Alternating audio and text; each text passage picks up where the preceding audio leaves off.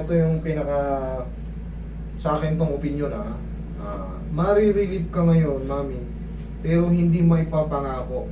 Kahit sariling ligo nyo lang, maaari kayo mapilay, maaari sumakit ang balakang nyo. Bakit? Halos wala na. Halos wala na. Kung mapapansin nyo, may mga spacing yan eh.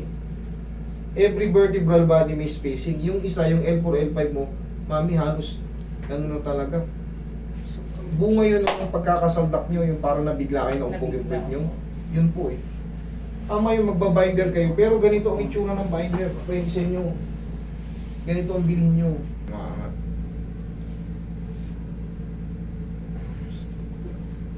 Okay, hindi pa siya totally frozen, pero may tightness na siya. Kulang lang sa stretch to, mami. Pero ayusin din natin. Pero yan, kaya pa yan. Yung ano, kailangan yung mag-ano na lang ano. Medyo risky na yun ano yun. Hindi naman siya for surgery.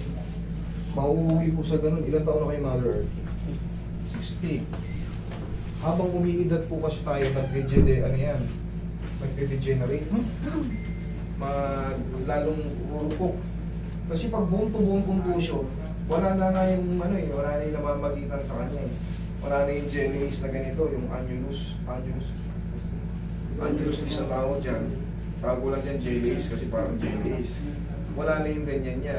So pag nagkukuskusan kasi mo, bawat kilos nyo, may aabot-abutin kayo sa bahay, syempre may kinakalikot kayo minsan.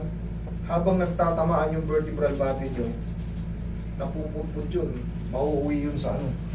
Kaya pinaka-the best, habang maaga pa, okay, mga 2 to 3 days, nandyan na yan eh. Relax na. Tayo kayo, mother. Naglag mo yung katawan niyo sa akin, ha? Thank you. Sige, upo.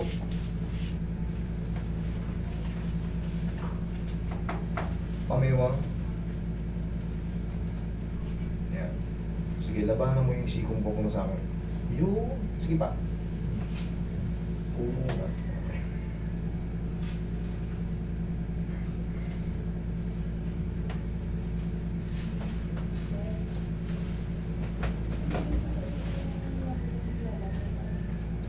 Sige, higa akong patagilid, Mother Earth. Okay.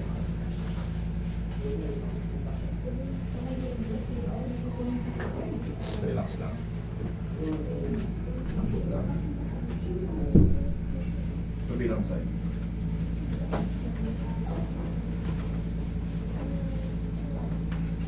Bawal din kayo sumakay ng mga motor at tricycle. Yung pwede sumakay kaso pag lubak-lubak. Matagtag siya. Oo, bawal kayo ron, mami. Kasi nga wala na eh.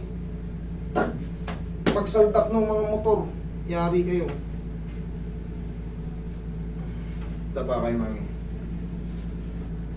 Sabihin nyo kung hindi kayo makahinga, ha? Relax lang.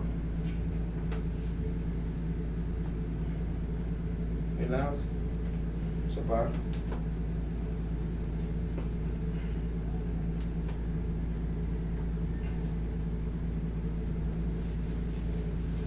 Relax na.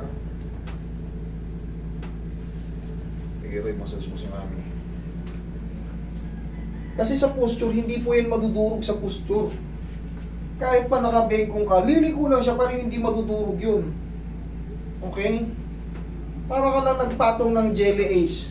O, plato. May jelly ace sa gitna, isa pang plato. Kahit liku-likuin mo yung plato, sasabay lang yun kasi flexible naman talaga yan. Pero kung parang magaganon mo yung madidina ng medyo malakas, yung plato, mapipisak yung jelly ace. Ganun po ang nangyari. Kahit anong liko mo dyan, kahit anong yuko-yuko mo, kahit anong postura mo, nakaganon, hindi yun madudurog basta-basta. Kasi sumasabay yan sa galaw natin. Kaya yung iba nakakapag-bending eh. May contortionist na tao. Kasi sumasabay lang yun. Pero pag yan, nasaldak kayo, na biglang paupo nang hindi sinasadya, nakapatigas yun, no? Kaso hindi, aray, yun. Kaya pa? Kaya pa? Yan. 1, 2, 3. Oh. At nasasagad na natin, mami. Tapos yung kanina medyo may tightness. Okay. Tumutunog siya pero mami, walang pain. Opo, wala. Thank you. Tumutulong lang po. Basta walang pain, okay na yan. Mami, tapos yung pinaka-stretching yan, di ba ganito yung stretching? Kapit lang kayo sa wheels, kahit pa paano. 1, 2, 3. O kaya ganito, sige, lusot mo ganon. O, abutin mo ng kabila. Hindi. Yan, matake mo. Yan, para siya mainat. Okay? Hindi ka nasasaktan. Pag nasasaktan ka na, kunyari, nasasaktan ka ng konti, hold mo ng 1, 2, 3. 1, 2, 3, balik. Okay? Ganyan na exercise niyan. Okay? Tapos ganito, mami. Ganito. Ganito ka. 1, 2, 3. O, kung hindi ka nasasaktan, kahit 5. Okay? O. Thank you so much.